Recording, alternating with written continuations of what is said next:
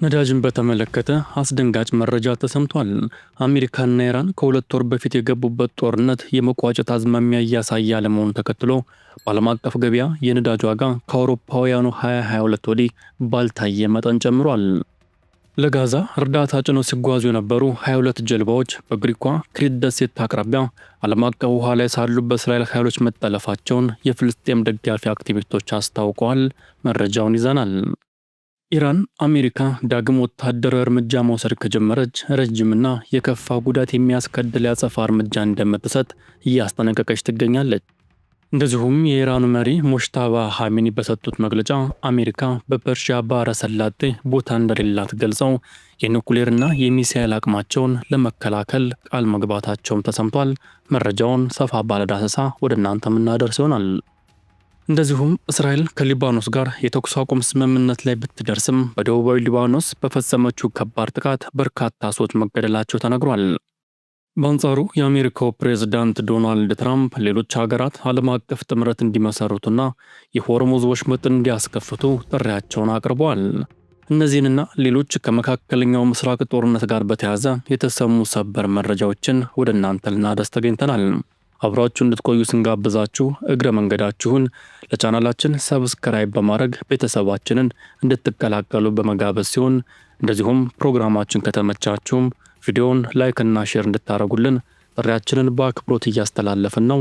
አብራችሁን ቆዩ። አሜሪካና ኢራን ከሁለት ወር በፊት የገቡበት ጦርነት የመቋጨት አዝማሚያ እያሳየ አለመሆኑን ተከትሎ በዓለም አቀፍ ገበያ የነዳጅ ዋጋ ከአውሮፓውያኑ 2022 ወዲህ ባልታየ መጠን ጨምሯል። የብሬንት ድፍድፍ ነዳጅ ዋጋው በ7% ገደማ ጨምሮ በበርሜል ከ126 በላይ ተሽጧል። አሁን የተመዘገበው የነዳጅ ዋጋ ሩሲያ ዩክሬን ላይ ሙሉ ወረራ ከከፈተች ወዲህ የታየ ከፍተኛ ጭማሪ ሆኗል።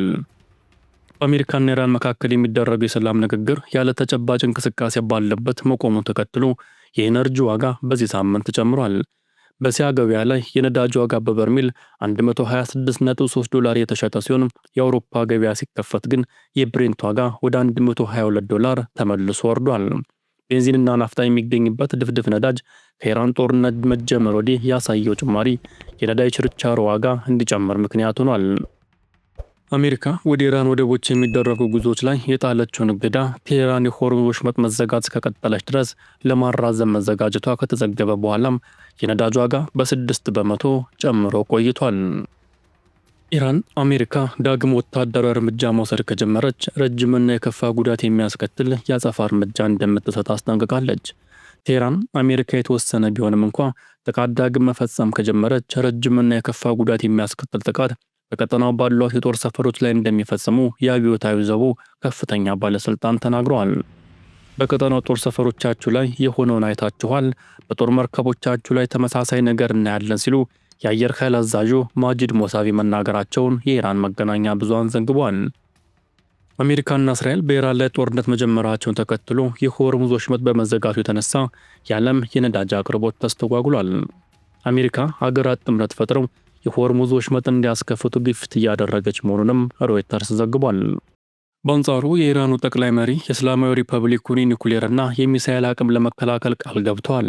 ሙጅተባ ኻሜኒ በሰጡት መግለጫ የአሜሪካ በፐርሺያ ባህረ ሰላጤ ቦታ እንደሌላት በመግለጽ መገኘት የሚገባት ከውሃዎቿ በታች ነው ሲሉ አጽንኦት ሰጥተው ተናግረዋል።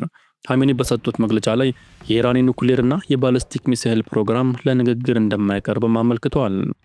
በቴሌቪዥን በተነበበው የጠቅላይ መሪው መግለጫ አያቶላ ሙጅተባ ኻሜኒ የአሜሪካን ግዙፍ ወታደራዊ ኃይል እቅድ አለመሳካቱን በመግለጽ በቀጠናው ታሪክ ውስጥ አዲስ ምዕራፍ ተከፍቷል ብሏል።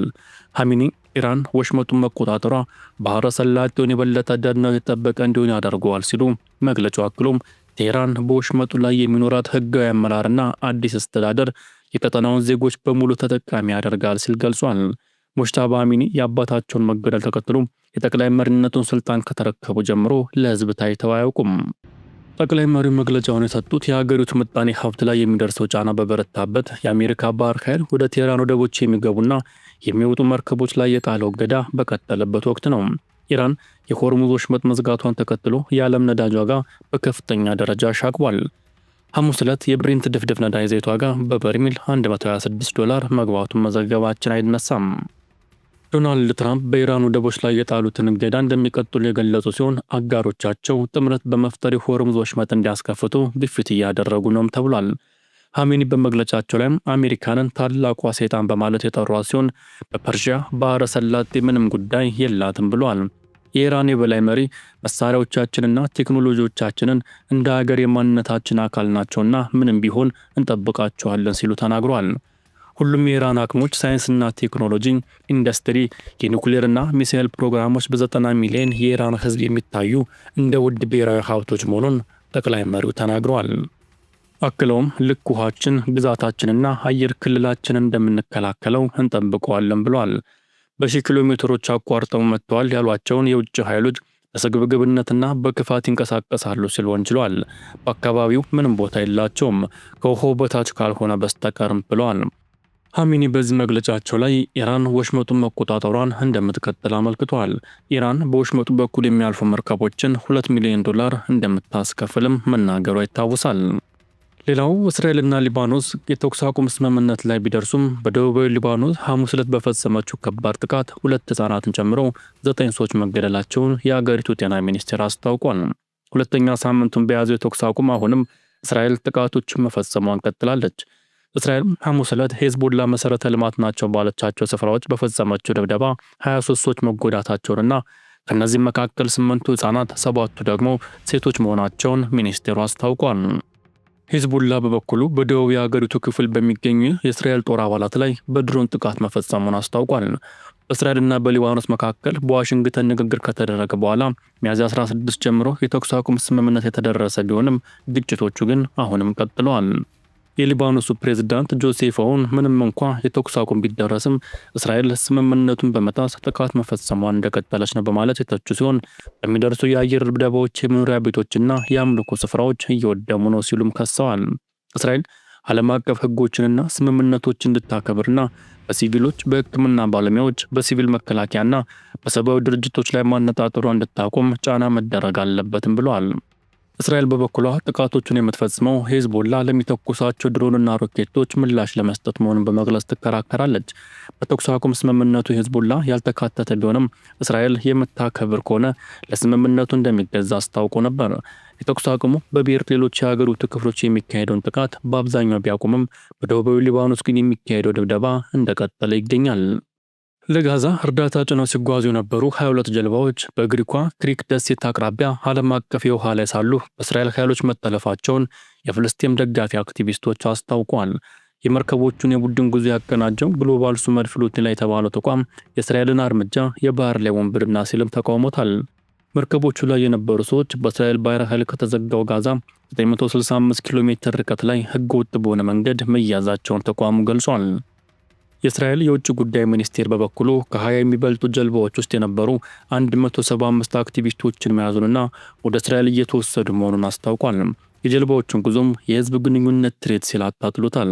እስራኤል ጋዛ ላይ የጣለችውን እገዳ የመስበር አቅም በመያዝ ከ2 ሳምንት በፊት የህብረት ጉዞ የጀመሩት ከስፔን፣ ፈረንሳይና ጣሊያን የተውጣጡ 58 መርከቦች ናቸው። የግሎባል ሱመድ ፍሎቲላ መረጃ እንደሚያሳየው ቀሪዎቹ 36 ጀልባዎች በደቡባዊ ምዕራባዊ የክሪት ባህር ዳርቻ አቅራቢያ እየቀዘፉ ነው።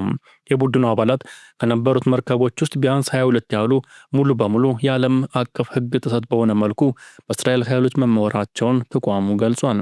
የእስራኤል ባህር ኃይል መርከቦቹ እንደጠለፈ የአደጋ ጊዜ ቻናሎችን ጨምሮ የኮሚኒኬሽን መስመራቸው እንደጠለፈና ሲቪል ሰዎችን በኃይል አፍኖ እንደወሰደ በመግለጫው ላይ ጠቅሷል። ይሄ የባህር ላይ ውንብድና ነው። በክሪት አቅራቢያ ክፍት ውሃ ላይ ሰዎችን በህገወጥ መንገድ መያዝ እስራኤል ከራሷ ድንበር ሩቅ የሆነ ስፍራ ላይ ያለምንም ተጠያቂነት ያለማንም መዘዝ እንደምትንቀሳቀስ ያመለክታል ብሏል። የእስራኤል መገናኛ ብዙሃን ዘገባዎች በበኩላቸው የባህር ኃይሉ ለመርከቦቹ ማስጠንቀቂያ እንደሰጠና ትዕዛዙን ያልተቀበሉት እንደያዘ ገልጿል። እስራኤል እርምጃዋ ዓለም አቀፍ ህግን ያከበረ እንደሆነም እየተናገረች ትገኛለች። አሜሪካ ሌሎች ሀገራት ዓለም አቀፍ ጥምረት እንዲመሰርቱና የሆርሙዝ ወሽመጥ እንዲያስከፍቱ እንደምትፈልግ ሮይተርስ ዘግቧል። የዜና ወኪሉን የተመለከተው የውጭ ጉዳይ ሚኒስቴር ሰነድ የዓለም 20% ነዳጅ የሚተላለፍበት ወሽመጥን ዳግም ለመርከቦች ክፍት እንዲሆን ለማድረግ ሀገራት ዓለም አቀፍ ጥምረት እንዲመሰርቱ ግፊት እያደረገች መሆኑን ያሳያል። 2 ወር ባለፈው በኢራን ጦርነት ምክንያት የሆርሙዝ ወሽመጥ በመዘጋቱ የዓለም የነዳጅ ዋጋ ከ4 ዓመታት ወዲህ ታይቶ በማይታወቅ መልኩ ጭማሪ አሳይቷል። ጦርነቱን ለማስቆም የተደረጉ ንግግሮች ውጤት ባለማስገኘታቸው አሜሪካ ወደ ኢራን ወደቦች መርከቦች እንዳይገቡ እገዳ ጥላለች። የአሜሪካው ፕሬዝዳንት ኢራን ወደ ድርድር ጠረጴዛ እንድትመለስ ለማድረግ የሚያስችል ወታደራዊ እቅድ ላይ ለፕሬዝዳንቱ ገለጻ እንደሚደረግ አክሲዮስ ዘግቧል። የአሜሪካ ማዕከላዊ ዕዝ አጭርና ከባድ የሆነ የጥቃት እቅድ ለፕሬዝዳንቱ እንደሚያቀርብ የተገለጸ ሲሆን በዚህ ጥቃት ምናልባት የኢራን መሰረተ ልማቶች ኢላማ ሊደረጉ እንደሚችሉ አክሲዮስ በስም ያልጠቀሳቸውን ምንጮች ጠቅሶ ዘግቧል።